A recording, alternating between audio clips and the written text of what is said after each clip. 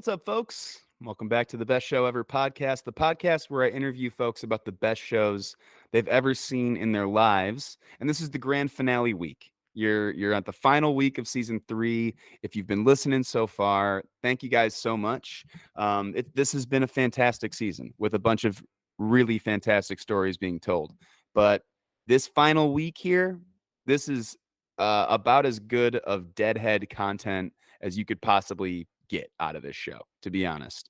The other episode that's out right now is our grand finale episode with Steve Silberman, best-selling author and legendary deadhead, telling stories about Watkins Glen, and the guy's got a great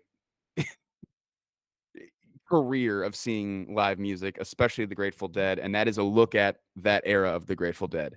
This episode is with graphic designer, illustrator, poster artist, and fantastic guy, Danny Evans from This Old Engine. If you're not following This Old Engine on Instagram, get over there because you've probably already got one of his posters hanging on your wall. So you might as well follow the guy and see what else he's making.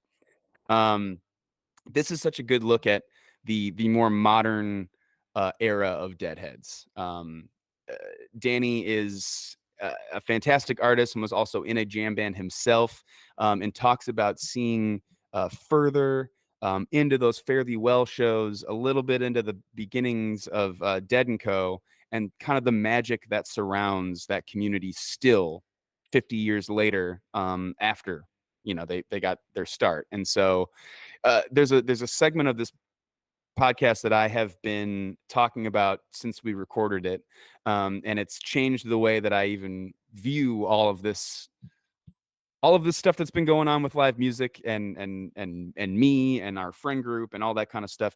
Danny talks about cashing in Wook points, doing some Wook magic to accrue some Wook points, and then, or Heady Points as he calls them, and you can cash those in, for amazing experiences. Like you do something great for a friend on lot, and then a couple months later you find yourself with a miracle. That's because you accrued some Heady Points and you cashed them in and withdrew, for that miracle. It's a concept that I think is so well put, and he puts it much better than I do later on in this episode.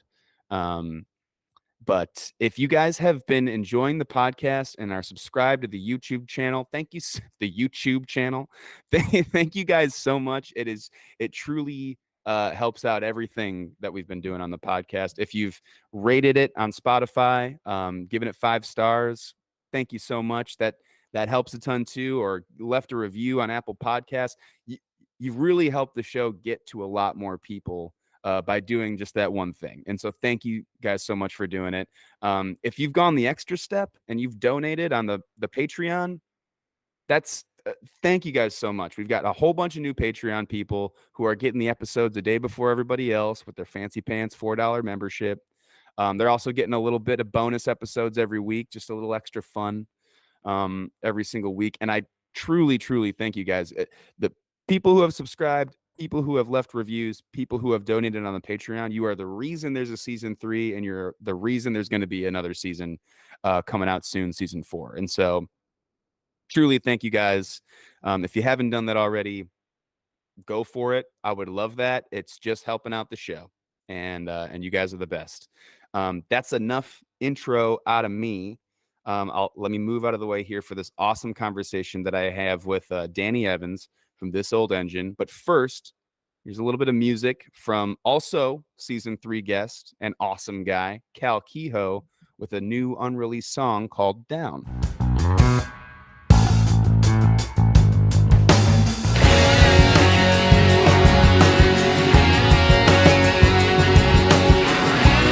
Yeah, it seems like they stay pretty loyal to a couple artists. Like they're pretty loyal to Sax. They go back to him a bunch. They go back to Dude, it was literally Sax that hooked me up with them. Yeah. Yeah, great dude. Still haven't met him in person, but great dude. He is a great dude, and I've met you in person, and so that's, I know, that kind of dude. I was trying to see you at Fish Sticks last year, but you were like, "Nah, dude, I just gotta like stay through." And I'm like, it's all good. I know how that goes, man. I've been to fish sticks literally like 20 times, 20 plus times. Yeah, that was my first one. And yeah, like I'll like after the shows, it'll be like I'm meeting up with so and so, and then all of a sudden the cops are rolling through on the cars, and you're like, oh, okay, shit, I didn't have time to. Now I'm taking an Uber back to another You're part like, of. yeah, dude, you only really have a short period of time after the show. It's a very short period of time. Like even when you're like selling stuff on lots, like after the show is usually not the time. It's a very short time. You want to think it's like party all night in the lot, and it's sweet, but it really is like 2 hours, maybe 2 hours, like. Yeah, I don't know, man. I'm gonna be honest with you. I've seen the party go real late at Dick's sometimes. They used to have camping there, Yeah, so that would have been that sick to be a was part pretty of. wild. That got pretty crazy. Yeah, I missed out on that at Alpine too. Like people always are like, yeah, the Alpine camping days in Wisconsin were cool, and like that. Yeah, that sounds like it would have gotten nuts because the very short window of time after Alpine shows is always like a crazy Yeah, it's just like so big in the middle of thing. nowhere. Like, why wouldn't you just camp there? Right. Yeah, Yeah. The Gorge has a pretty, I don't know, have you been to the Gorge? haven't been. The Gorge is a pretty like all night, going all weekend, night before, still into the morning as everybody's leaving after the shows. Just absolute mayhem, which is great. That makes yeah, it makes it feel like a festival. Is it? Yeah. Is that? Are you gonna be doing the festival this summer? Are you doing that? I'm not doing the fish festival. I've actually never been to a fish festival. I've seen fish a lot. Actually, I've seen some pretty cool 3.0 shows. I went to the S show. I was at the Fuck Your Face show. I was at the Tahoe Tweezers show. I went to Gorge in 2013 and 14, or was it 15 maybe that they came back? Maybe 16. Yeah, and then pretty much all the fish sticks I've gone to as well. So pretty much been everywhere but a fish festival. Yeah. I'm really jealous that it's going down. No, but I'm getting married at the end of July, and we're pretty much Oh, like, yeah, hanging out and like doing stuff all August. So I won't be able to do Sphere, won't be able to do any fish festival, but I'm okay with that. It's gonna be a fun summer. yeah. That's kind of like your own little festival for you to throw for you and your Are wife you and going? your fiance. I am gonna go because I'm not getting married this year. It was like I was gonna get Oh. married, and then Fish announced no, I was kidding. And they're like, you're like, you and all like Roy from The Office, like, oh, we gotta go another year. We just Ah, nah, dude, it looks sweet. I mean, I grew up on the East Coast. My first fish show ever was at Meriwether Post in 2011. Yeah. Uh, and there's been other fish festivals since then that like while I was pretty much on fish tour and stuff was going on, but I just like I went to school in Boulder, so like I spent those years kind of west. So everything that yeah, was going on the East Coast was like, that's rad, but this is where I live, so I'm gonna embrace like. And dude, West Coast fish, it's just, it's a very vibe. cool. It's a vibe. Very cool. I love it. Yeah, it seems like they're stoked when they're out here, and like I mean, they're stoked when they're at Dick's. That's super clear. But I mean, Yeah, yeah, yeah, I've loved the West Coast shows.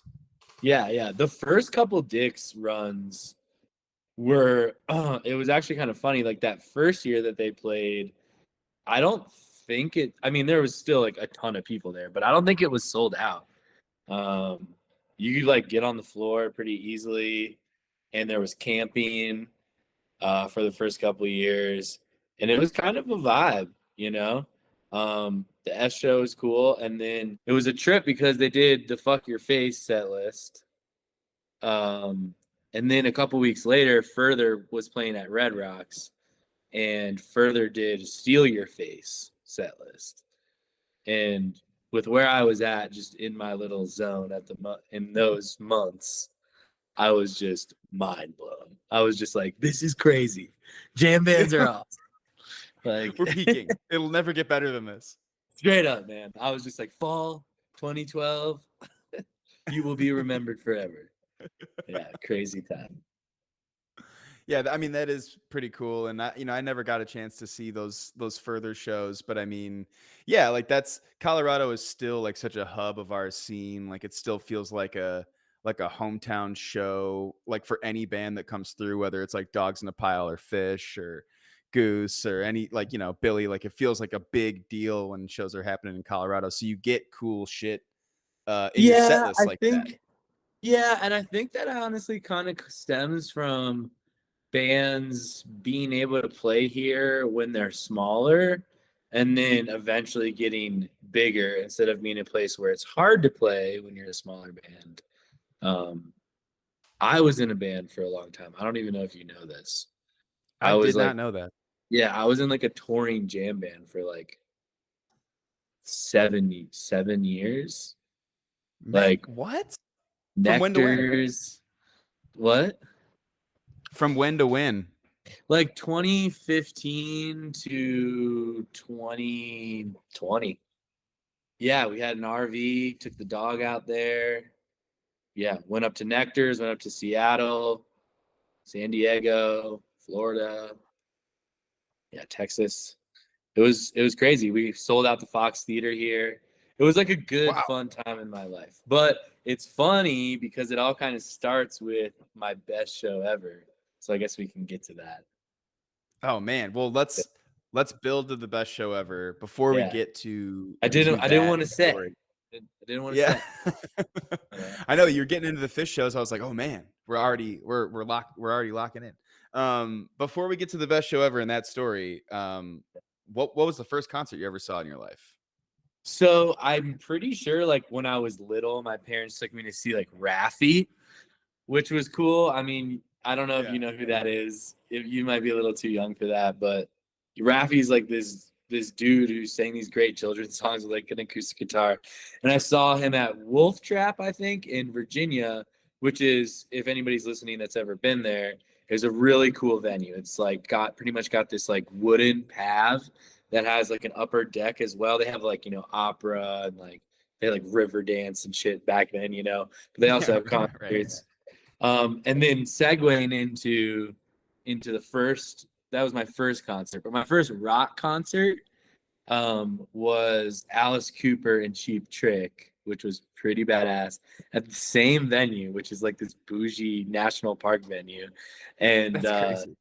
yeah, I don't know if you're like familiar with like Alice Cooper's like stage antics, like when he plays. Oh, big time. Alice Cooper, big Milwaukee guy.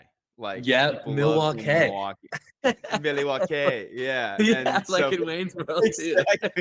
exactly, dude, exactly.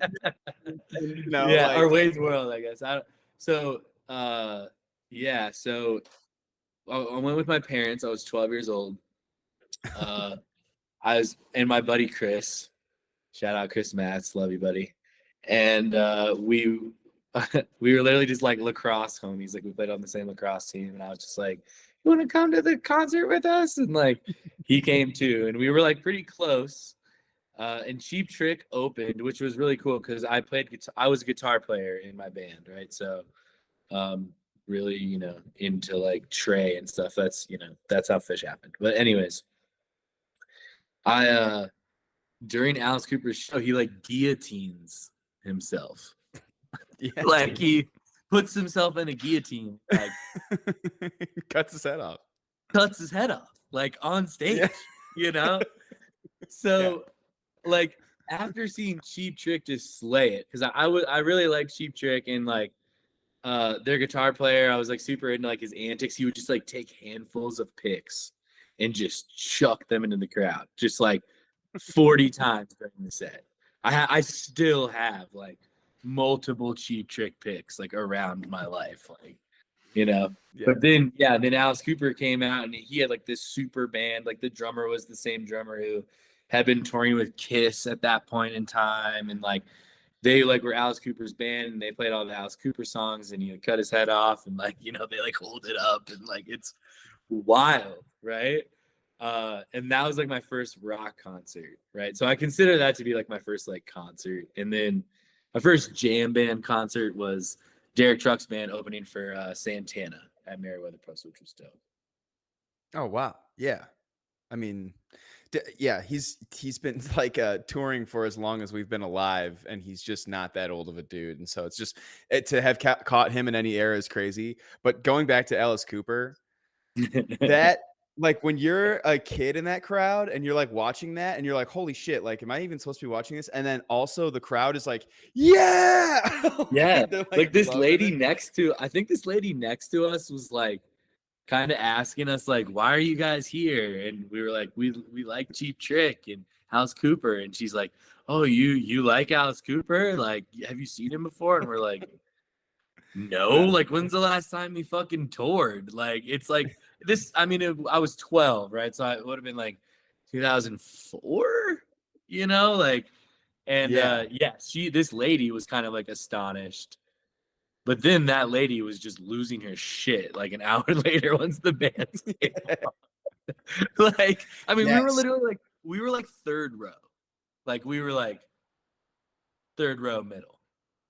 And it Just was just getting the like, full experience. yeah, dude. Like, and I mean, I had listened to Cheap Trick live at Budokan, which is like this live album, and the crowd in that is crazy loud. So Yeah. it was cool to be like that close, like listening to a band that I had, listened to so many times. I was really into rock and roll as a kid. So like that was like a big moment for me for sure. It was like the first rock and roll experience. Yeah, man. And I like all of the bands that my dad showed me that I liked, which were all rock and roll bands. Yeah. Like we listened to all their live albums. Yeah, like and hearing like the audience on a record was like something very cool right away. Like I was like very into like, wow, listen to how crazy they're going like during the breaks of this song or like whatever it is. And Yeah, yeah, like so like you want was it like Led Zeppelin had How the West Was Won, and they have a track on one of the discs that's called like LA Drone, and it's just the sound of the crowd. Like yeah. it's so tight. Yeah, it's dope. Yeah, my dad showed me some good music. He was definitely like she would definitely like show me off to his buddies at like the happy hours, like, Danny, tell him what music you listen to, and I'd be like AC/DC, and they'd be like, oh, And that's they're like, cool. cool, good. But then I remember one day we were driving in the car. I was like 13, cover 13, and that song Summer of '69 came on, and I was like, oh, I like this song. And he was like, why do you like this song? And I was like, this line, the Deadhead sticker on the back of the Cadillac, I think that's a good line. Even when I was a little kid, because I was like into guitar songwriting. And he looks at me and he goes, Danny, never listen to the Grateful Dead. Never, ever listen to the Grateful Dead. Do you hear me? And I'm like, yeah, but I already like have listened to them. And he's just like, bad people listen to the Grateful Dead. Don't listen to the Grateful Dead. And I was just like, okay. I was just like, all right. Like, and his version of the Grateful Dead is skewed, right? Because he grew up like in the 60s and the 70s, and like he's not into the hippie thing. But yeah, so that was one of those primal moments where I was like, time to not listen to what he has to say about that. And let's Yeah, right. Like my dad was the same way. It's like those rock and roller guys are like, I'm not a hippie. And so like yeah, he loves Pink Floyd and like saw him through like the 70s and 80s. He loves like Yes and like some of this other like kind of like prog long stretched out, so he loves the Allman Brothers, which is, just like the the more yeah, like the rock and roller Apple version of the jam. Yeah. But he peaches would to always be like, oranges. yeah. He always told the story of like he went and saw the Who in like the 80s at Alpine Valley and the Dead was there right before. And he's like, some of the Deadheads were still at Alpine and they were like bathing in the bathrooms and like washing their feet in the sinks and like they Could had you their imagine? babies. And I Could was you like, imagine just having to stick around for one day somewhere, and the Who crowd comes and they're just judging the shit out of your lifestyle? You're just yeah, like, it's a look, bunch of man, I've dudes been in tripping for jeans and like 3 days. all these guys have the same Chevelle car. They're all pulling up and they're like, we we want to hear "Don't Get Fooled Again" tonight, and like, there's like Dude, yeah, but that's hippies. definitely a thing, like that rocker versus like hippie thing. I mean, I'm super into the Grateful Dead, so I like, watch all the old videos on YouTube. I've seen all that shit, and you always hear like in the news clippings, right? Or like like the sections of the news that they would have, it'd be like left over from the hippies in the 60s, even in like the 70s, they were like already being like touted as this like leftover, even though they were still releasing albums and touring and whatever. And I always thought that was really funny because they're like still going, kind of left over from the 60s, like I always laugh at that. I always laugh at that little. They're like still trying to take a toke of the '60s. These These tie-dyed psychedelic warriors have stormed the Las Vegas desert once again. Like are still tuning in and dropping out. Fucking. But dude, I mean, I imagine like I've seen King Gizzard quite a bit, and I could imagine like I've seen King Gizzard in small venues, and like if they had grown, and all of a sudden they're like playing the Sphere, I'd be like, I don't give a shit about the experience. I want everything. Make it as corny as possible. I'm down. Like let's nostalgia, bring up the everything. Like not saying that that's corny. I'm just saying that like bring out all the parade all the stuff out. Like make it a whole experience. I haven't been to the Sphere, but it looks really dope. I'm really jealous of everybody that gets to go. And that's brave of you to say that you're jealous, and I'm jealous, that's man. I'm right here in Colorado. It's an hour flight. I know, dude. I know, man. I'll probably end up. It is cool, but it is like you said, it's like a you don't want your band to like get uncool and sell out and become like huge in this way that like is like sucking away some of the thing that makes it cool. But then like, you get these massively cool celebrations of things like, Fare Thee Well was like a cash grab too, you could say, but that was like this awesome celebration of the Grateful Dead. And like, Dead and Co. is like, this like kind of corny money grabby thing for a long time. But I mean, like, it was cool to have like the Dead come to town. Like, it's not a money. I don't think it's so much of a money grab because, and I'm saying this as someone who like I followed Further around. Like I saw Further in Las Vegas. Like I saw them on the East Coast. Like I loved Further, and I was really super bummed when they went away. Like very, very bummed. And I went to Fare Thee Well, and I saw one of Dead & Co.'s first shows here in Broomfield. So I've seen like all the things. And I learned to screen print posters pretty much on Dead & Co. prints at the shop that I worked at here in Boulder. We printed like, it had to have been like 6 or 7 individual shows, as well as like almost 20,000 VIP prints in one summer. Yeah. So that's like where I cut my teeth. That's where I like got trained to do all this stuff.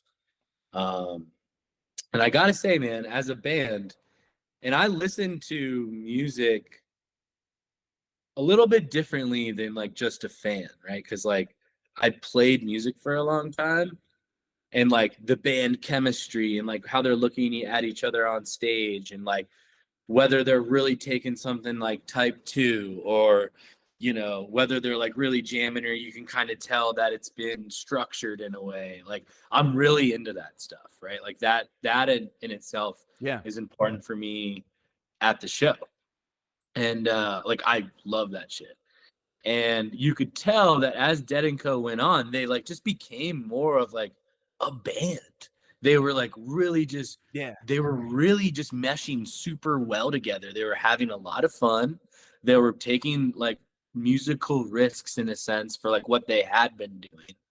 And I just like got really into it. Like I saw the first run, and I kind of took a few year break. I mean, my life was different. I was like constantly touring, like I wasn't interested in like going. I was never here, right? So I could maybe catch fish out there, but But as it went on that last tour, I mean, dude, they sounded so good. Like they were just, it was Grateful Dead on that next level, right? It was like pristine, just everybody sounding good, everybody knows exactly what to do, and it's really dope. So, and I was at Fairly Well, so, but we can talk about that when you ask me what my best show ever Little, was. little precursor. Yeah, no, I think it's important that stuff is around, and like seeing something in a big scale in a big way, like at a stadium, like, I that can mean, be dude, corny, but like it is important to have that experience because it is a celebration of the thing. even just like from my age to your age, you're not that much younger than me, but you never got to catch Further, any of Yep. that stuff. And I will say this, man, it was not like how it is at Dead and Co shows with like younger dudes liking the Dead. Like I went to Yeah. CU Boulder, man. Like when you think of CU Boulder now, you're like, oh, they played at Folsom, blah blah. Dude, Right. there was never a They canceled 420 rally, dude, while I was here. There was no concerts at Folsom ever. We went to the Pac-12 and started just losing in every sport. Like it Yeah. changed a lot, right? I'm not saying it sucked. It was great. But deadheads and hippies were not in the majority, man. We were here, but there was like a small group of us. You know what I mean? Like 50 to 100 of us maybe, and that went to Heady shows. You would see people at festivals and shit, Wook students. You know what I Right. mean? Yeah. Stuff like that. And basically, like, now it's different because like you walk around, everybody's in Dead shirts. The young kids at the working at the diner are repping the Dead. You guys get to see Dead and Company in stadiums like almost every summer, which is dope. I come from Further, where there's a couple other people there my age. Everybody's looking at us because we're fucking tripping balls, and they're like they're having a great time, and we're like we are having a great time, and like it was just a different scene. It was like, weed growers and like kids on tour, and like it was still like dirty in a sense of like physically not showering for a long time and like all that kind of stuff. You know what I mean? And then it was just like it was a whole different vibe. And then when I went to Fare Thee Well, it was the first time that I ever got to see my favorite music in a baseball or in a football stadium, and that in itself that's just part of that best show ever story. I'll literally preview it again. Like it's just I when I walked into Fare Thee Well and just getting into the show is the story itself. But hearing everybody scream the lyrics to Tennessee Jet and hearing going from like maybe Further Red Rocks was like the biggest Further show, which is like 9,000, right? To like Soldier Field, everyone all the way up to the nosebleeds, man, is stoked and just sing. I have goosebumps just thinking about it. I hadn't even seen it, dude, and just hearing everybody. I had never even seen a concert at a football stadium or a baseball stadium ever in my life, and so seeing that and walking into that, I was just like, okay, like I could see why you could just live at this, like all summer. Right. Like, and I've done Fish Tour, but I was like, this is different. I was like, damn. Yeah, and like you said, Further wasn't playing, like we talked with Matt Bush about how crazy and daunting of a thing doing Fare Thee Well was, because like Further like didn't sell out Madison Square Garden a couple times. Nope. Like Yeah, it was and much now smaller. you're talking about 7 shows like in the 2 biggest stadiums. Yeah, you can pick, really, like huge. I watched, I listened and watched the Matt Bush episode, and it was really cool to hear him talk about that, because I mean, dude, I was literally like just graduating college. When you graduate college, you just kind of like figuring it out, Yeah, right.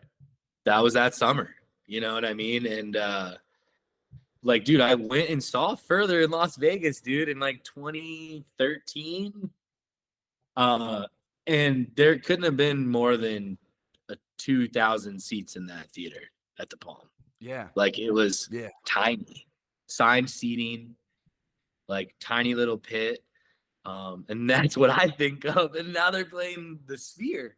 And I'm just like, this is crazy, you know? But I tell my fiance all the time, like I get jacked up. I'm excited that Dad and Co got to play stadiums and we got to as the younger generation experience what that was like for the older heads, because I felt like that is an important, they always like talk about like a gathering of the tribes and all this stuff, and you could kind of feel that at Red Rocks. You know, I'm lucky to have that, and it kind of feels like that a lot of the time, right? But the stadiums was like a whole different ball game, no pun intended.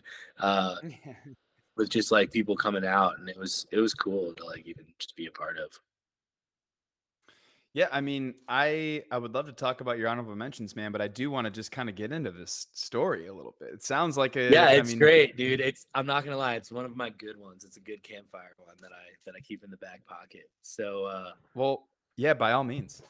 yeah, dude. So it was 2015, summer 2015. I had graduated school in 2014. So I had kind of been like putting this band together for like almost a year. Our drummer at the time, who I'd started the band with, Tommy, was from Chicago. Like he grew up in the Loop, like up in a high rise like apartment, like Well, on like the 30th floor, right? Dude, it was wild. Like his whole family speaks Italian. It was just like a different world, right? He's rad. He was a great so drummer. Chicago. Yeah, I know, right? It was cool. It's I the didn't know. most. So I mean, dude, I was on like pretty much like I got real deep into jam bands and touring and during my college years and a little bit afterwards. And um I was basically just kind of out there like winging it a little bit. And with the band kind of came more stability. But Tommy got us this opportunity at the Hard Rock Cafe right down there. It's near the Loop. I don't know. It's probably like it was like Yeah. behind Oh, that it's Rainforest Cafe that was oh downtown yeah. Chicago. So they were having an event for the Fare Thee Well shows in their parking lot. And they offered us like a good amount of money to come play for like 30 minutes on the 4th, like Oh my God. before the Fare Thee Well shows. It's like just And I was, popping as hell in Chicago anyway, dude, regardless like, of the Fare Thee Well show. right, right. And I mean, we had played here. We had played like local small gigs, you know, like a starting band would here in Boulder. I mean, luckily there's a lot of opportunity here to do that. But I mean, we're talking like we had played our first show maybe 6 months before. So we got this opportunity to play out of state for the first time. Loaded up like, you know, all the hippie girlfriends, the dog, everything in the trailer, shipped it off to Chicago for the weekend. None of us had tickets except for our bass player. I think had a ticket that he got for like his college graduation that year. Right. So Okay. we get there early, and we're like downtown Chicago, like we're staying at homie's parents' house, and you see just everybody just tie dyes and everything. And I mean, I had traveled for shows, and I was just like, holy shit, this is like a whole different thing. I was like, I get it. I was like, I get why this is. And dude, I was really into Yeah. Fish at the time. So like Trey playing with the Dead, and then Mickey and Billy, like it was wild. I had seen Mickey a year earlier or two earlier at a Rex Foundation benefit, and it was like a surprise Mickey Hart set, and he played the fucking beam in Wow. the fucking Fillmore West, dude. And there was like 100 people. So Damn, that was dude. like 2000s beam before Fare Thee Well, right? So I knew it was coming. I was just like, if he breaks that shit out, I feared like this is gonna be wild. And we had seen him do it at Santa Clara, so I was like, okay, cool. We pull in on the 3rd. We're chilling. We stream the show. Looked great. I'm like, it sucks I can't go, but it is what it is. I spent every last dime I could like getting the band here, and it was a big opportunity for us. It was a big show. And I was just like taking one to the heart. You know what I mean? I was just like, I'm just not gonna be able to make it. I'll go hang out, whatever, but I'm not getting in. So whatever. So we play the show on the 4th, right? And the set goes well. All the homies that were out for the show came and jammed. And it was like a vibe. Like it was like a great moment in more and more of my band's history. Like it was like, okay, cool. Like this is dope. But then it ended, and I was like, all right, how the fuck are we going to this show? Like, and my bass player at the time, Adam, had gone to the night before, and he had a 3rd ticket. They still had hard tickets back then, and gave me his us and I think my girlfriend at the time these the previous night's tickets. Yeah. So we walk all the way down there with you know these tickets for the previous night. Just like Hail Mary, dude. Fuck it, we're here. Like let's do Yeah. it. Yes. So the way that the security was working there was like, I mean, dude, there was so many people outside of the show trying to get in, man. Like it Yeah. was sad, dude. It was like, oh, like everybody couldn't get in, like shit. And we walked like all the way from the loop. There's like that park where they have like I think Lollapalooza, and then you walk Yep. across that and you get to Soldier Field, right? Dude, I know my. We toured to Chicago quite a few times. I know my geography, right? I know the So thing. right, so but that comes into play. That part comes into play. So we're walking to the show, everybody's all sad they can't get in. Somehow we stubbed through security with our fucking previous night's tickets. Like we were working magic back then at festivals. Like we were working the Wook Magic. Like we had it fucking down, Jedi status at that point. So we get in through, and then you have to show your ticket to get in the stadium. It's like a round thing outside of Soldier Field that's like kind of outside, and you had to get into the stadium.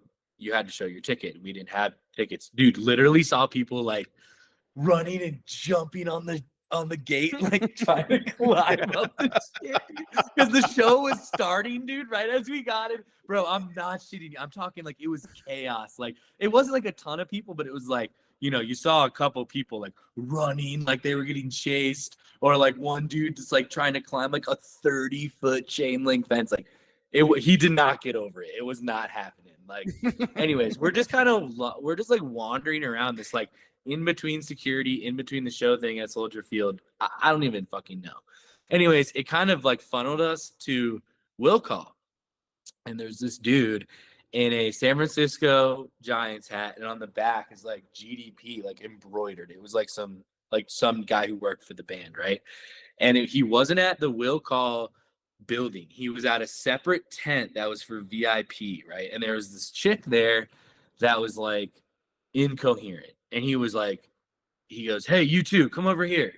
And we were like, okay. And we like went over there, and he's like, "I've been sitting with this woman for the past hour. She like refuses to give me her ID because she like thinks I'm whatever, but I literally cannot give her the ticket that she bought because I don't know her name.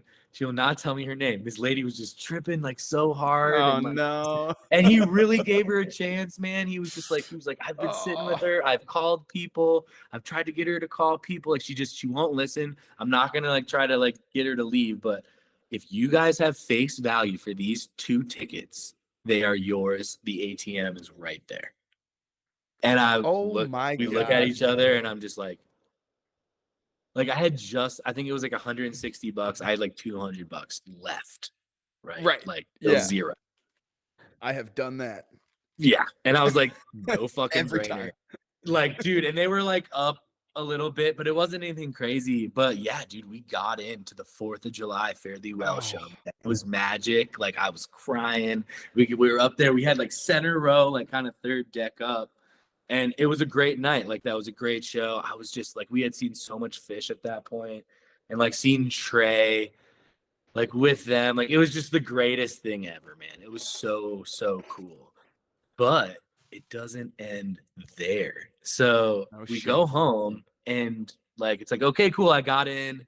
We will stream tomorrow, which is like the last night of Fare Thee Well. It's the 5th. It's all over after this. Like Core 4 is done. Seen Bobby and Phil so many times, whatever. I was working at a grocery store at the time here in Boulder because I was like super part-time and I was in the band. And one of the like dudes that worked at the grocery store at the time, like we had been talking about how he's gonna go, and his buddy works for like the publicity company, and like he has a free ticket with his homie and blah blah blah blah. So on the 5th, I'm literally sitting in this apartment, like turning on DirecTV, like trying to watch this stream, and I get a call from my homie that works with me at the grocery store. And he's like, "What's up, man? You still in Chicago?" And I'm like, "Yeah, dude, I'm still in Chicago. I'm just like up. I'm about to stream the show."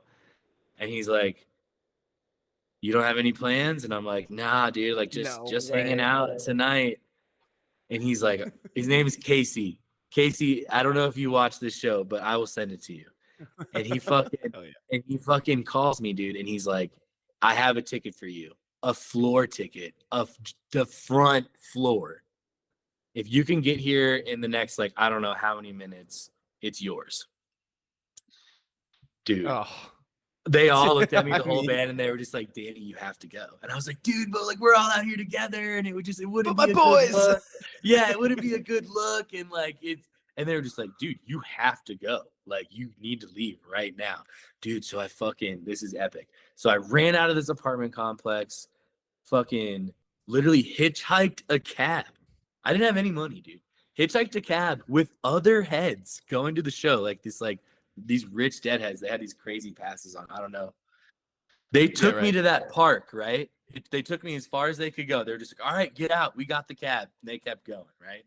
And I took my Birkenstocks off, dude, and I ran barefoot all the way the fuck across that park, dude, as fast as I could, because it was time crunch. It was like, yo, we're going into the show. We have GA Pit. We wouldn't like to be smushed into the back. Like, Dude, you and got to meet people who have us. not been to Chicago or don't know this, like I'm picturing the exact we're talking like multiple football fields that you're running across I am barefoot not to a get to the fit man, okay? I had to bolt, bro. I had to bolt. I mean, this was like 10 years ago at this point, but I was still not fit back then, dude. Like, Oh, basically, like, it felt like I went from the bean, right, all the way to yeah, Soldier Field. That's like where I that's what I'm was, right? picturing. Oh, And I had to run, dude. I ran it. And I fucking made it, dude. And they were chilling right there on the steps of the Natural History Museum. And they gave me my ticket, and they gave me maybe a bag with something else in it. And they oh, were like, take dude. this and let's go. And I was like, is it cool? Like, do I have to stay with you guys? Because I had a bunch of other homies there, like from my hometown. And they were like, no, go have fun. Get in line. These dudes, these Boston dudes are like, yo, do you want this? It's like a chilled bottle of Captain Morgan, already mixed with Coke, frosty. After that run, dude, I was just like, this is the greatest show ever. This is the best show ever. Chug that shit, go into the show, meet up with my friends, have the most epic night of my fucking life, dude. It was great. 2 nights in Man, a row. like, yeah, I mean, to do it once and like that's already, With and like when you have a moment like that where you get tickets last minute to something that is that like there's not a lot of things, especially in our scene, that are like that sought after. When you yeah, get like a last minute face value ticket, like literally you're like, I don't care what fucking happens or who we're right. sitting next to or what, like it's just gonna be the best night ever now. This Yeah. this lady that when I was so the way that pit worked is there was like a front pit and a back pit, dude. And when I got to this front pit, dude, I shit you not, like Mike Gordon was like walking over there. I'm pretty sure I saw John Mayer, Katy God. Perry, like celebrities, like people I didn't even know liked the Dead. Yeah. And but we were in the front pit, right? So it was like this whole fucking thing. And this lady next to me was all drunk before the show. And she was like, I paid $1,000 for my ticket. How much did you pay for your ticket? And I just looked at her and I was like, I didn't pay for my ticket. I got in here Nothing. free. And it was just like, it was validating. And her face was just like she was just, she couldn't have been more offended. It's not like I said something offensive, you know? It's just, Yeah, like, you yeah. miracled into this show. I was just like, I've worked up Uh-huh. a lot of Heady Magic over the years. Like, it feels like it's finally paying off tonight. Like, Yeah. so yeah, that was definitely like the best show ever. Uh, yeah, I And that rewatched the shows today. It was cool. that moment of being there with your friends and like you guys are already on this epic adventure together, and then it's like again like a super sought after situation like that, like a MSG Sphere, this type of a, this is like one of those events where it's like you just got gifted a ticket to heaven, and then you have to like look at your friends like, oh, sorry, I'm gonna go to heaven, dude. And they're like, They no, dude, were, go to yeah, dude. It's heaven. like they were bigger, like yeah, and they were bigger Fish fans, and like they weren't like as stoked as me on like the Fare Thee Well actually happening. Like I had seen so much further, dude. It was like sad, you know. It was like Further was over, Fairly Well was ending. Like I didn't know. Like I was just like, I like Rat Dog. I was like, if that's all we're gonna get now, I was like, that's cool. Saw one of the last Rat Dog shows. Um, so, but yeah, dude. And then that's like one of those like Heady Points stories. Like we used to joke in college, like, oh, 50 Heady Points to you, buddy. Good Yeah. job. You know? And yeah, that's like my story. That's like, oh man, like how did that even work out? Like went there, no tickets, on a prayer, dude, and ended up making a little bit of it work. That was just it restored my faith in optimism and everything for just forever. It was life Yeah. changing.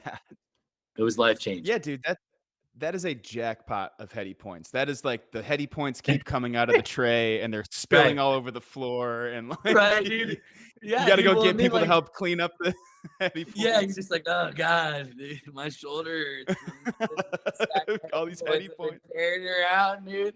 Yeah, honestly, it was cool, but it was also cool because like I went to see you, and when Dead and Co. formed, they did Folsom, and that was just like fucking epic, dude. Next level. Is my audio? Can you hear that? Oh, some fuzz Yeah, was yeah, I going can still on. hear you.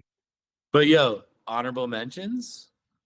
I had to think Yeah, about you it. got to throw a couple honorable mentions in there as well. Yeah, so Billy Strings, Mick Awesome Fest, 2018. Oh. Mick Awesome Fest is a private festival in like Castle Rock, Colorado. It's in a neighborhood, man. It's in like a suburban neighborhood. And yeah, dude, the Wooks just descended on this festival. $40. Brought my dog. Whoa. Got to sleep in my car. And it was right around the time I think that they had started touring with that lineup that it was like tie-dye Billy time. And Yeah. there were maybe like 80 people around us. And I remember turning to my friend Benny and just going, dude, next time we see this guy is gonna be at Red Rocks. And sure as shit, dude, like next time he came through was a big one. And then King Gizzard 2017 at the Fox Theater here in Boulder. The cool thing about that one is it was the night before my band was opening for Pigeons playing ping pong at the Boulder Theater, which is the bigger theater, like almost double the size. And I like couldn't get any of my friends to go with me. I got guest listed because the Pigeons show had sold out, and it was the same promotion company. So they were like, "Yeah, like whatever you want. You want to come to the Fox show tonight? Like, sure, man." So I had this like life-changing experience because we were like so into jamming and music at the time. I was like hanging out with a bunch of jazz kids, and the Microtonal album had just come out, and it was just epic, like. And then Yeah, man. Infest the Rat's Nest had come out that year. Lemmy had passed away. They were doing like a Hawkwind cover, and they were still like a smaller band. And I had guest list tickets, and none of my friends wanted to go with me. And I was like, "You guys are fucking up." I was like, "All right, have a great night." Yeah, It was dude. the most epic concert, man. It was like seeing Pink Floyd for the first time. And then at the end of the show, the Pigeons dudes had gotten into town early, and we were all like chilling at the bar, like for the end of the King Gizzard show. So I was like with Greg, like at the bar, watching the last song of Gizz at the Fox. And like Yeah. as time went on, I was just like, this is a wild story. Like, how did I end up here? This is crazy.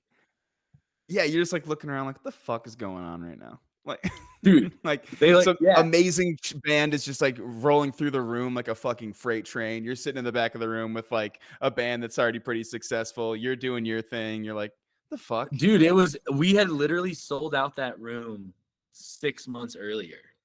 Like we had played that same stage that Gizz was on. And thinking about that now is fucking crazy to me. Yeah, dude. But and it was the only show I've ever gone, and I've been to so many shows at the Fox. You walk in and at punk venues and stuff like this is normal. But at this venue, this is not a punk venue. This is like a heady venue. It just says crowd surfing and stage diving is allowed tonight. Just print it out on the door. I was like, You're like, okay. you're like, usually it says like not allowed, and it says like is allowed tonight. And I've seen so many shows there, dude, and it's like nice wooden bar, and like, there's people just fucking each other, just moshing in the front, and then all the Boulder hippies just in the back, just like in a trance, tripping, just like, What the to the fuck? light show. That's why I was like, dude, this band whips up like every type of emotion in people. I was like, this is wild. I was like, there's people moshing, and 25 feet behind them are just like spinners, like fucking doing their thing. I was like, yeah, honorable Especially mention. in that era for them too, like the microtonal thing. Like you haven't heard bands play like this. It's like It was it's a mind whole blowing, new man. sound. Yeah. Yeah, it's Yeah. crazy. When people ask me what it was like, they're like, how was that? I was like, dude, I imagine it was like seeing Pink Floyd in like a small venue, like Sid Barrett era. Like just being Yeah. like, what was that? Like, I want to listen to more of that. Yeah.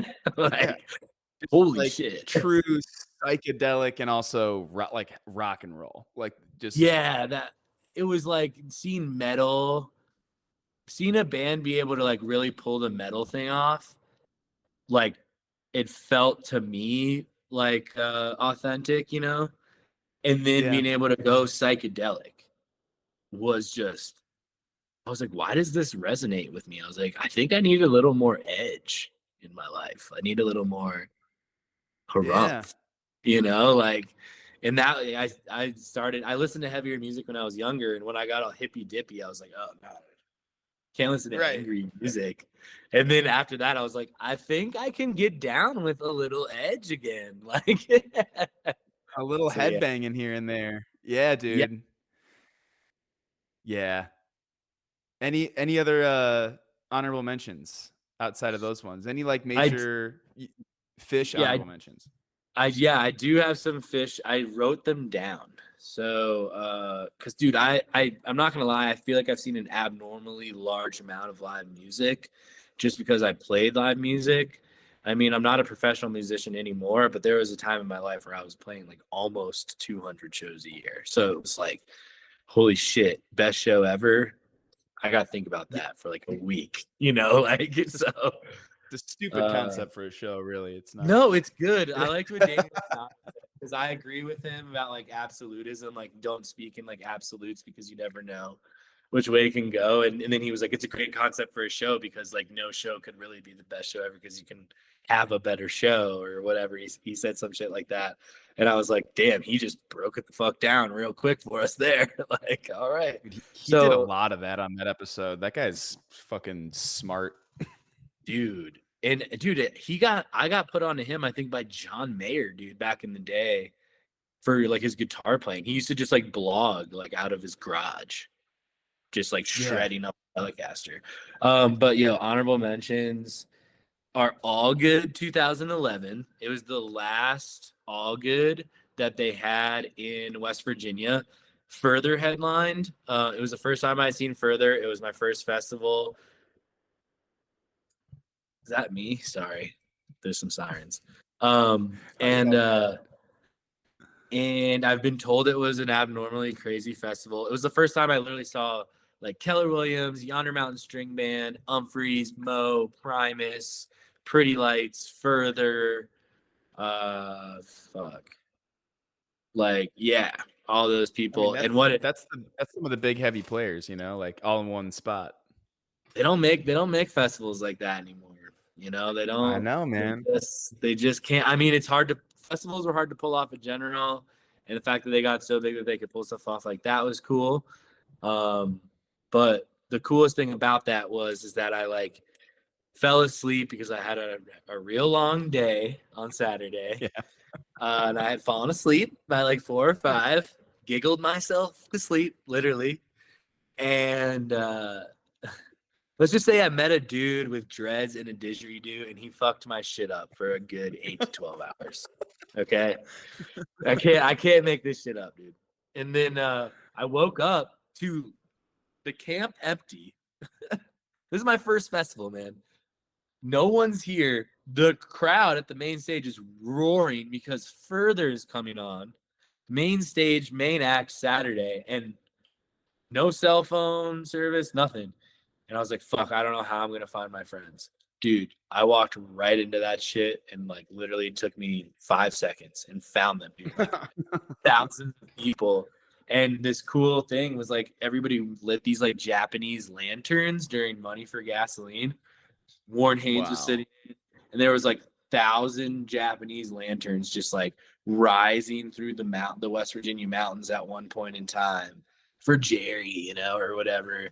And I just remember being like, that was like my moment of like really embracing like this lifestyle and the scene and like feeling like, this is, I had found like my people, like my vibe. I was pretty lost before then. I didn't really know what was going on. But at that point in time, I was like, okay, this is dope. You know? Yeah. Yeah, So and it sounds like you're a guy who, like, has a lot of different tastes, it's not like you've always gone for one thing or, like, you really find yourself in one, yeah. area, but yeah, like, it, yeah, there's that moment where you're like, "Oh, I'm really resonating with this super hard." Like, I could resonate with another band or, like, I'm sure there's another festival this weekend even that would be, like, super fucking sick and I would have a great time at, but, like, this is, like, Oh yeah, touching dude. something. Could you imagine me, one of my close friends, dude, trying to get me to go to concerts? They hate it, dude. They're like, "Are you gonna go like this weekend?" And I'm like, "No." They're like, "Dude, but you love them," and I'm like, "I don't feel like going." They're like, "Why Yeah, I not?" wanna I'm do. like, I'm not into it at this point in time." They're like, "Dude, you haven't seen this person in 2 years, okay? And I know you love this band, and you need to come with me." And I'm just like, I'm printing this weekend. Like, sorry. Sorry, dude.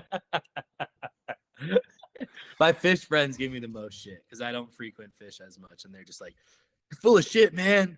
You need to come with us You're to like, every show." yeah, you're like, "How dare I create my own thing? How Yeah, dare I dude. fucking" They get it now. They get it now. Like Yeah, with right. all this going on, like, and that's what's been cool about like the live music thing is because I've been able to kind of have that musician drive in me and kind of turn it towards my design and my art. And I feel like that's kind of been like my secret weapon in a sense. Is like I know how to like really want something and like really, really work at it. And I feel like being a musician is like really, really hard. I have so much respect for professional musicians because it's just so hard to do that for a living.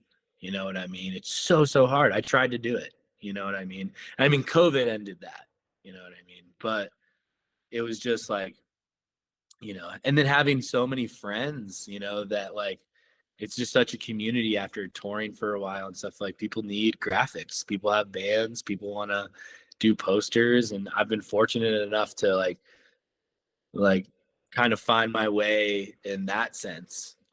And I feel like be having been in a band, I can like relate to these dudes like a lot more, especially the Dogs guys. I haven't met them, but like just working on posters with them and like being like, hey, like, you should probably get, like you should get some for this one, or what if we do like a UV blacklight one for this one, or like, do you guys have something for the Colorado dates? Like just being able to work with bands that are just so hardworking and shit. Like I love that stuff, dude. It's dope.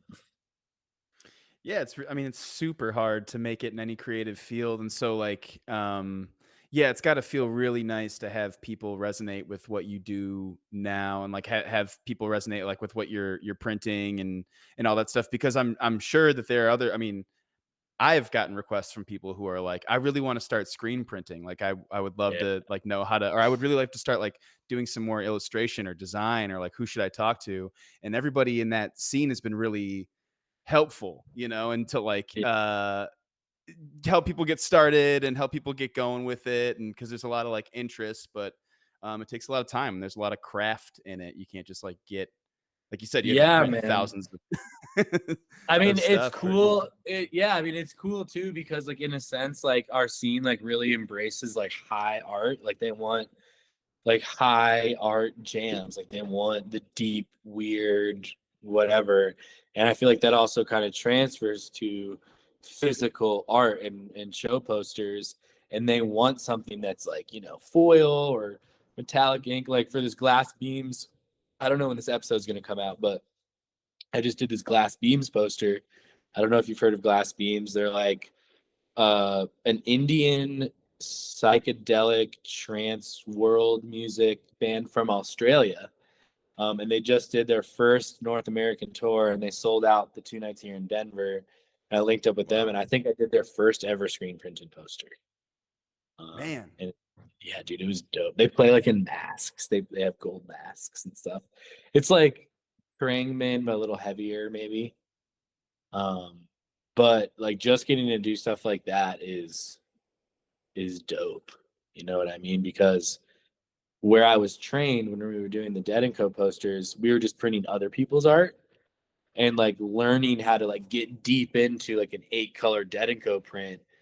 You're like, okay, like I think I can kind of layer like this and like I can do art too. And it was like this steady build of being able to kind of like print my own art. And then dude, the homie Sam Grissman, literally, man, I will give him credit to the end of my days. Like put me on, dude. Like we did 3 posters in like 6 months at the beginning of last year. And yeah, man, they just crushed.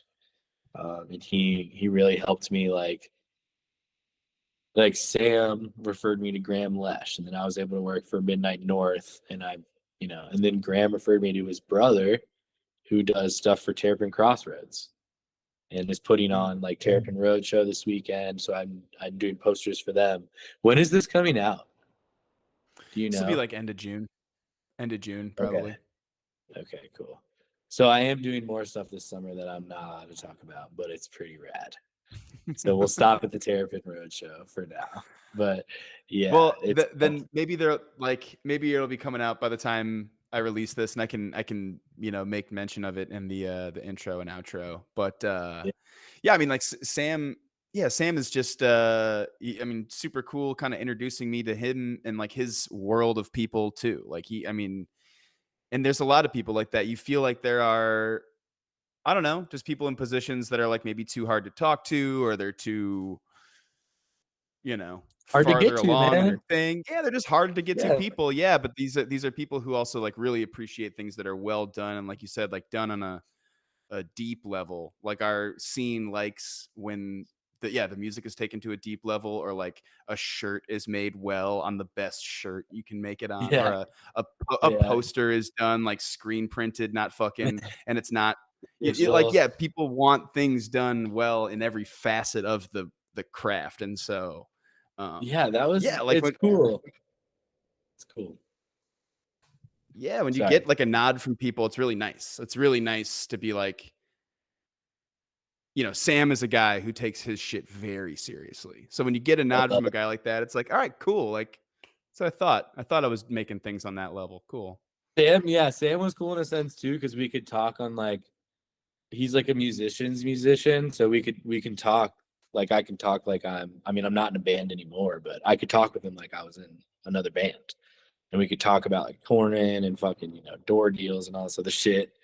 And I think he kind of like liked that. I don't know. I think he was kind of like, oh, Danny like kind of understands like we're just like out here working, and like he's over there working. Yeah, he came and picked up some posters. It was cool to meet him. I got to hang out with Sam a couple times, but yeah, I literally do credit him, and he's definitely one of those like connector guru homies who like will connect everybody, and like I love that, dude. I love that because I feel like I try to do that too. So yeah, dude, Sam is the man. He's coming through Colorado, I think the weekend of my wedding, and I'm just like, fuck, I can't go. But it's all good. I think I'm gonna go see him. They announced he's playing with Phil. Oh yeah. That's right. So I'm gonna go out there for that 100%. You should come. I should come. I should be a part of that. I just was hitting him up the other day. Because I was going to be living in San Francisco for the summer, and it's not going to work out now. We couldn't find a place, and so I was all bummed. I had to hit him up. I'm like, not going to be out there, homie. So I don't know when I'm going to see him next, but you guys are going down to SD, right? Yep. Yeah, dude. We played this place, Winston's in Ocean Beach. Oh yeah. Have you ever been there? I've been. It's where R.I.P. Chill Walton used to sit in on the drums. Dude, but yeah, Ocean Beach, there's tons of heads, and it was pretty chill when we toured there like a long time ago. Where are you guys gonna be around there?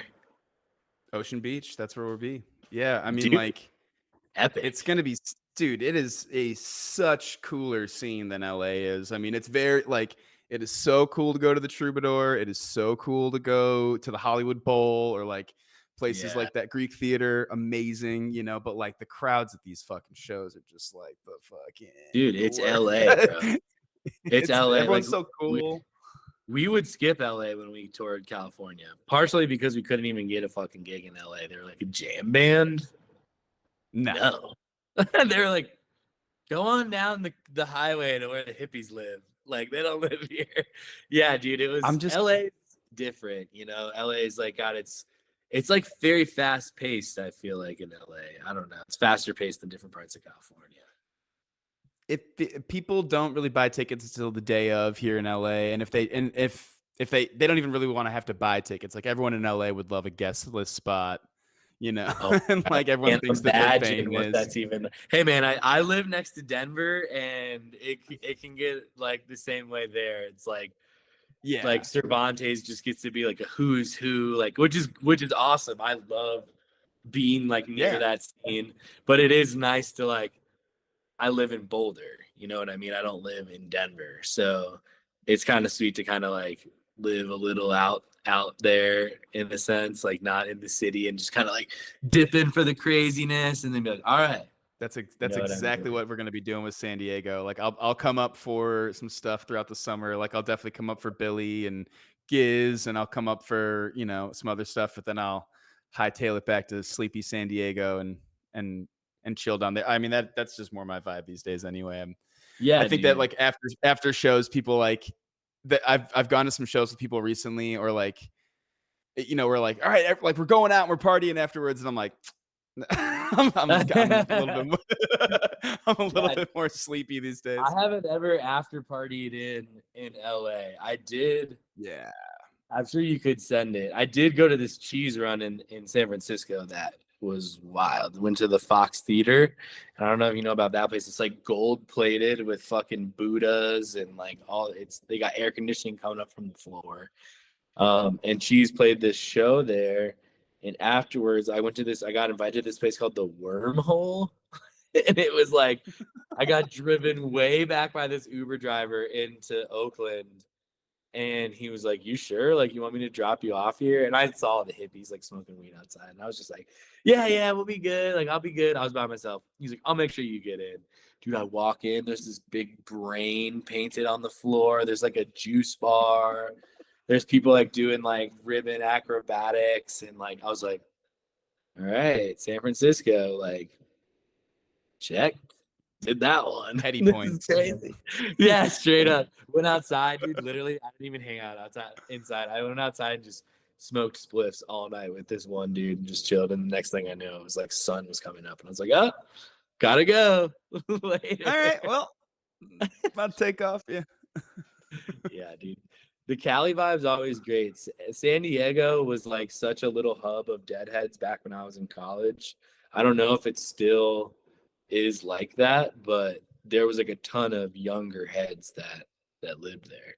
So you never know what you can find down there. there's a poppin' ass Monday night dead cover band scene down there, and Winston's is still how it's always been described, at least to me. I mean, the couple shows that I've gone there, I didn't ever get to see Uncle Chill, but I mean, yeah, it's like it's just a much like the Billy show I saw down there was just like probably one of the wookiest events I've ever been a part I of, like in love my it. life I at love anything, like so, and I'm like, and I like had just seen a bunch of shows in LA the night before, and I'm like, these guys were not at this show last night. Like, who? All these yeah. people at this show were not at fucking LA. Like, I don't Dude, know. I love it. I wish it was crunchier, man. The more crunch, the better, in my opinion. I like string cheese incident, nice crunchy scene. Like it's if it's crunchy, I'll be there. And that's something I learned after moving out here. I grew up outside of DC in Virginia. Um, and so once I moved out here, I was like, the crunchiness is good. Like, let's go. Yeah, man. How about it? It makes for Yeah. more magic. You don't want guys like me walking around. You want like guys like No, me no, looking shocked at the crunchiness. no. We need the cams. We need the cams around because there needs to be a solid balance. You know what I mean? Yeah. Of keeping us in check. But it's not, I feel like Dead and Co. has really blended that line, man. I'm not gonna lie. Like Yep. the scene is it's not like, you know, you have like the hippies and then the not real hippies. It's like, no, it doesn't really matter because we're just lucky. We're just happy to be here. You know what I mean? Like Yeah. it doesn't and it truly does feel like that. You know what I mean? Like it did feel like differently before, and that might have just been my perception of things. But as time went on, it was like a more like we are all just enjoying this shit, you know, and good old John Mayer was able to bring everybody together. Who would have thought? Yeah, I mean, I really do feel like there are some people who, like, between Dead and Co., Long Strange Trip, you know, the Baker's Dozen, a couple other like, you know, the pandemic letting people like get really into hobbies, like all of those things like really ballooned the last 3 years of I mean, heady yeah. concert going. Yeah. I mean, I was salty at John Mayer because he yelled at me at a concert when I was 17. What? Dude, I'm not even kidding, bro. God, I've been I guess I waiting to didn't. tell this story. God, I've been waiting to tell Fuck. this story. Dude, I went to a concert in DC with my like high school girlfriend. She like dragged me to this John Mayer concert. I was into it because I play guitar. We were literally in the second row, man. And we had like been drinking on the train. Like a bunch of my other friends and their girlfriends were like somewhere else in the stadium. And yeah, he was jamming and he like stopped the band. At least this is from what I remember. Um, this is literally how I remember it. He like stopped the band and he was like, I didn't know if this was like a shtick that he did in every city, and I just happened to be the unlucky one that night. But he stopped the band and he was like, stop the band, stop the music. He's like, you. And he points right at me. And he's like, you don't look like you're having a very good time. I'm gonna make you dance. 1, 2, 3, 4. And then he goes back into the song, dude. I shit you not. What? Dude. Did you get hit with like a spotlight or my buddy said that they like showed my face or whatever. They like laughed at me. Like it was like a hazy night. Yeah, I don't know. It was just like, did that really? It was one of those things that like, did that really just happen? Like, damn, I must look like such an asshole standing there. Because I was literally just like standing there like looking. He must have just caught an eye roll. Like, did you? And the you chick that I eye-rolled was him or with was something? definitely just like dancing or whatever. Yeah, and then I definitely wasn't rolling my eyes, but I was just like, so then when further, so dude, that was like 2008, dude. So I went to college, got really into further, got really into the Dead. Could you imagine how I think I went to that same tour. Did Michael Franti open up for him on that tour? Because I might have. I can't remember who opened up, but you could imagine how I felt when I was all sad when further was ending. Then I was like, this guy, the guy who yelled at me, am I even allowed to go? What if he yelled at me? I'm already again? banned. I'm already locked out. I love his playing. I love that he joined the band. But yeah, that's a real thing. I think that happened to me. Sometimes I'm just like, dude, there's no way that happened. And then it's like, how would you have that memory if it didn't happen? You ever just like There's a funny sketch there of like there's like a funny sketch there of like the day that Dead and Co gets to announce, and there's like all these hippies in a room like, dude, this is bullshit. John Mayer's pop as hell. And there's another guy's like, dude, this is bullshit. Like John Mayer isn't heady. And you're like, yeah, and he yelled at me. And everyone's like, dude, what? Dude, you don't even know, dude. That was literally the conversation. On the hill in Boulder, dude. Like there was this like house of our friends that lived across the way, and they were all chicks, and they like really liked John Mayer, and they were like, did you hear like John Mayer? Like we would all go to like fish and shit together. Like, did you hear like John Mayer like got announced for Dead and Co? And I was like, John Mayer yelled at me. And they were like, what? Like it was like they thought it was like the most hilarious thing too. Like it's just, and you're like, it's not funny, dude. I've told people too, like, and I've even like gotten on my Instagram story and like told the story and been like, nah, it's too much heat. I'm gonna delete it because it'll end up getting back to me somehow. So John Mayer, if you see this, I love you. I forgive you. It's okay. Like, I know you probably don't remember doing it. Did you dance? I did, dude. And now I'm always worried that the guy on stage is gonna be like, whoa, whoa, whoa, whoa. You're you're at every show just like Yeah. no matter what. Have you ever seen Electric Apricot? Have you ever seen that No. movie? Dude, you've never No. seen Cam. Oh my god, you would think this is it's National Lampoon. Les Claypool is the main character, bro. And he plays a What? drummer of a jam band. Yeah, dude, Mike Gordon's in it, Warren Haynes is in it. It's a comedy, dude. It's somewhere out there. I think I'll find it for you. I'll send it to you. Dude, you would lose your shit. You've never heard of it? Please send me this.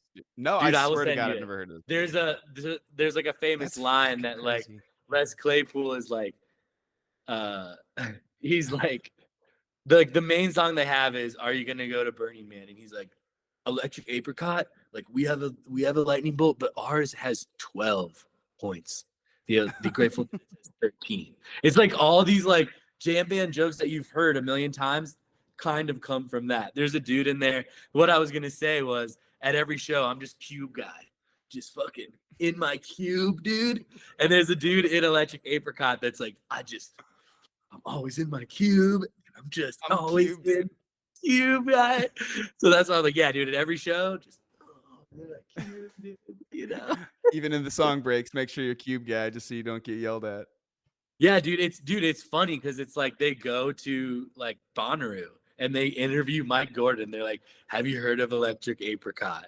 And he's like, "I've never heard of like Warren Haynes. Like, have you heard of Electric Apricot?"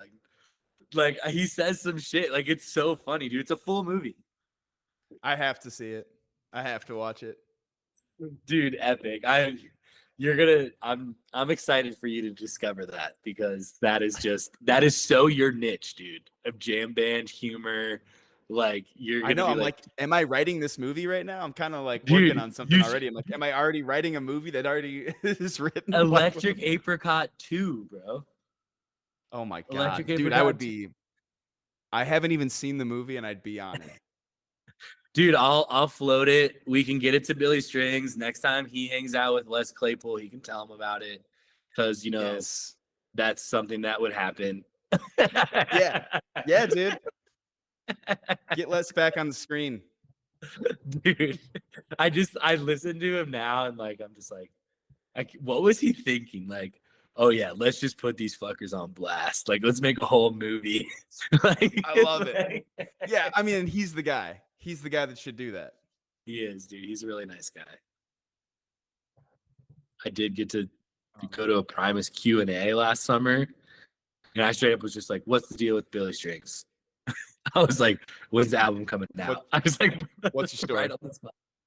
And he just like dodged it. He was like, "Honestly, in his like less voice, he's like, every time we get together, we just end up going fishing."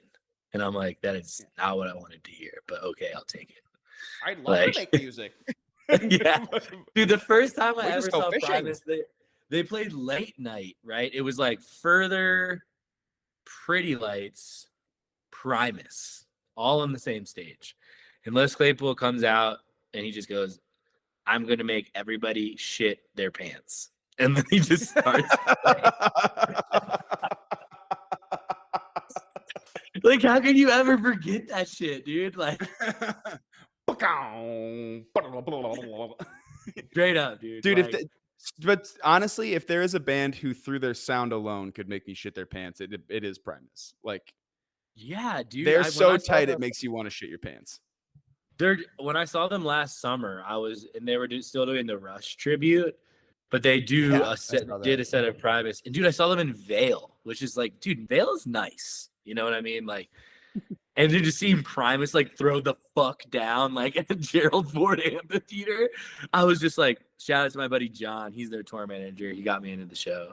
But like, sick. It was just like, damn, like Gerald Ford Amphitheater Primus. Like I told the homie, I was like, we gotta go to this. It was right after the South Park show. I had gone to the South Park Primus show. Oh man, dude. Yeah. Yeah, I didn't get to go to the night with Rush sit-in. I went to the first night Oh, like an asshole. no, I'm just kidding. Damn it. No, I'm totally kidding. Like my buddy was literally like, I got you on a ticket. Night 1 or night 2 work for you. And it was just like my schedule. I was like, oh, night 1, whatever. I'll get to see it first. And then night 2, Rush sits in. And I'm like, oh, well, I got a free ticket and I'll go see Primus again. But right. yeah, that was a crazy Red Rocks experience. That was like, I've never seen so many cameras there. It's like fucking for Comedy Central. So many trucks and everything pulled in. They had that shot of like, these are all the trucks that are at Red Rocks right now for their show. And it was like lined all the way down. Yeah. Crazy. I mean, could you imagine like Red Rocks? I mean, I'm not trying to flex, but this is like literally what I feel. Red Rocks is like our local venue, dude. It's like the only chance that we get to see a lot of these acts like that come through. And it's like the best stop of the tour. Right. It's like you always get just blessed with like the best shows. Like you're just like, fuck yeah. Like this is kind of my girlfriend and I have been like, should we move? Should we think about moving to Maine or like Oregon or like, oh, what about Red Rocks? Like we live right here 30 minutes away. Like we can't just leave Red Rocks. Like we'd never get to go to Red Rocks. Like it's just, why is that the thing that